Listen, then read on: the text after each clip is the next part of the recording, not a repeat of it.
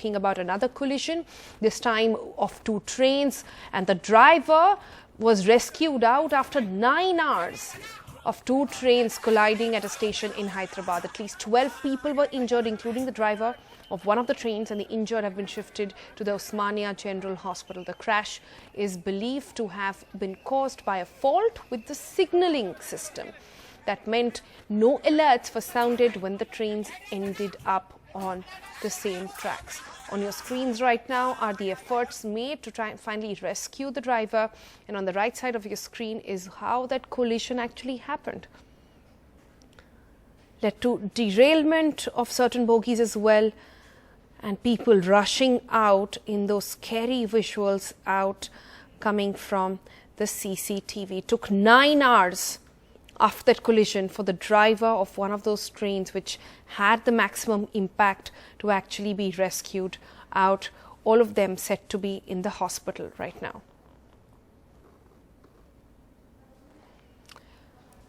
Uma Sudhir joining us with the latest on that. Uma? Yes, indeed. Actually, a major disaster in a sense was averted because both the trains were not at high speed. The Handri Express, which was the Kurnool Intercity Express, was just about entering Kacheguda station, and the MMTS had just left the Kacheguda station. What we are being told is that it is not a problem with the automatic signalling system.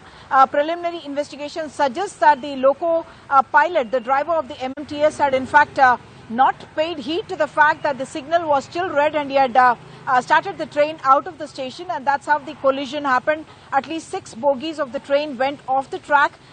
It took about 8 to 9 hours for him to be taken out of that mangle of all the metal, and they could not even use the metal cutters because that would have produced a lot of heat, and they didn't want to cause any kind of a physical injury to this driver. But yes, late yesterday evening he was rescued, and both the driver as well as his co-pilot have been put in the ICU of a hospital here.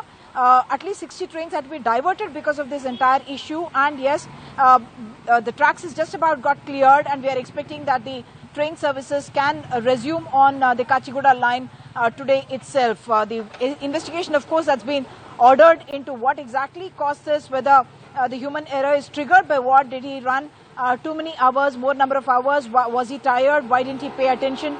All those is, of course, part of the investigation. But yes, once again, pointing to the need for both not just the automatic signalling systems, which seem to have done their job, but for the manual systems to also happen correctly. Back to you.